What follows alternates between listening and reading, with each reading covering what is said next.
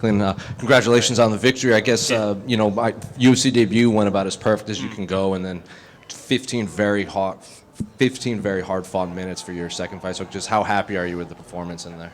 Oh, yeah, I'm super stoked, but, I think I jinx myself every time. Last time out, I expected a war, and I got a pretty quick finish, and this time I expected to get him out of there, and I went through a hard-fought battle. So, next time I'm going to expect a war, and hopefully I second-guess myself again. What did you see from his game that led you to think that would be kind of a quicker night, or was it just his confidence in what you could bring to the table? Yeah, I think for me, I was just like, I'm going to land that right hand again. I'm going to put him out, but I just never landed anything super clean. Like I landed some nice shots, but they kind of glanced off him. I think I kind of stunned him a little bit with a few shots, but once I started to grapple, and then once my arm started to obviously fill up with a bit of blood, and the game plan was I've got to wrestle a bit more because my arms are too tight to strike now. So that's kind of the way it goes. Well, it was incredibly impressive wrestling in there. I mean, Daniel Cormier kind of started the fight. He was kind of poking fun at Australian wrestling, saying when he was grapple. He said when he was matched up with Australians, he considered it a bye. But then by the end of the fight, I think by the end of the fight you won him over, especially with those slams and everything in there. So I guess just how much wrestling did you put in for this camp in general? Our roots at the gym, our wrestling roots. Like my coach's coach was Brian Ebersol, who was D1 wrestler over here, and he moved over to Oz and then took my coach under his wing. So now he's my grand coach. So it was just passed down the lineage. We wrestle hard at our gym. So us Aussies can definitely wrestle. And by the end of the fight, it seems like maybe the cardio had kind of kicked in. The commentary said it looks like you were getting a little tired in there. He was landing some good shots. So by the end of the fight, was it just the cardio catching up to you, or did he landing some stuff? I guess what was going on in there? Yeah, I think it was more just like the cardio. My arms were pretty gassed at that point, and then at the last round, he started to pick up a bit of steam. Like he knew what he needed to do to win. He pressed forward and stopped actually grappling with me and trying to take me down, and made me shoot off the back foot, which made it easier for him to stuff the shots. And I heard his corner say when he tied up with me to don't grapple with him, and straight away he broke off and started striking. I was like I knew that he knew, and he exactly what he needed to do to try to win. He was very he was a good fighter that listens to his cornerman, so that makes him a dangerous fighter.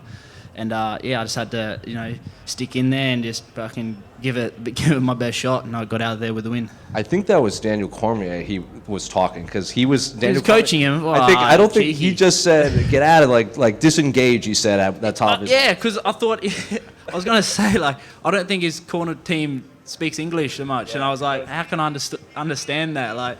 There's Daniel Cormier, and he listened to him. He heard him.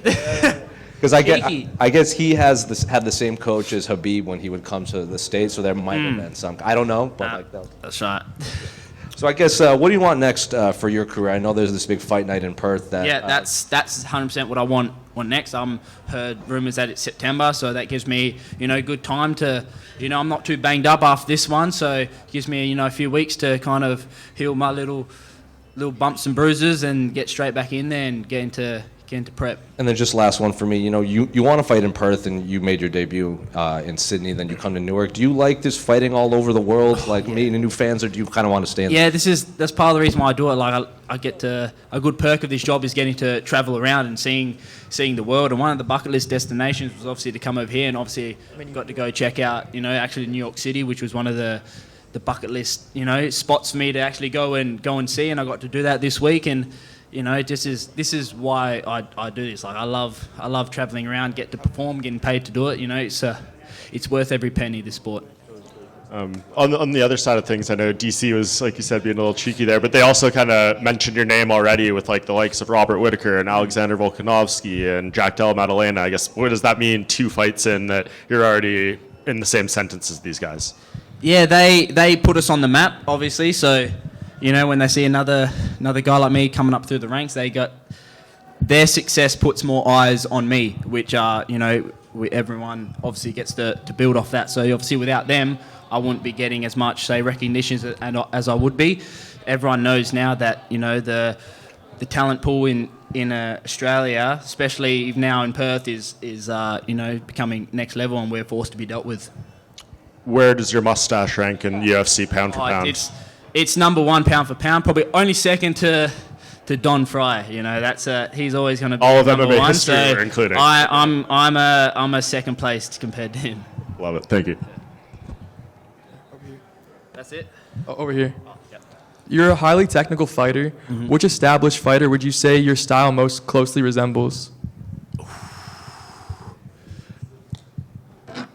Man, I'm not sure. I've always, coming up through the sport, I've always really liked and looked up to Zabit. So I've always tried to, kind of emulate his style in terms of his ability to mix things up. He's a bit more flashy than I've been, but I'm trying to get up there with the flashy stuff. So hopefully one day when I start, throwing some spin and stuff, I'll be, my style will be a bit more closer towards his. Over here, just one from me. I saw you lost half of your bonus from your last fight at the blackjack table. Wait. How important was it to put on a banger to get your money back? Perhaps a fight of the night bonus? I hope so. I want to blow it again. So if they better not give me it. No, give me it. Quillan right here, two real quick. So you were hurt. It seemed like you were hurt a little bit in round 3. How was his power compared to some of your previous opponents, and how badly hurt were you? I think I was just more tired than anything. Like he hit me, and I had a bit of jelly leak just from all the grappling exchanges. But I was there the whole time. Like none really rocked me too bad. I think I've been rocked more before in some of my more previous fights, but.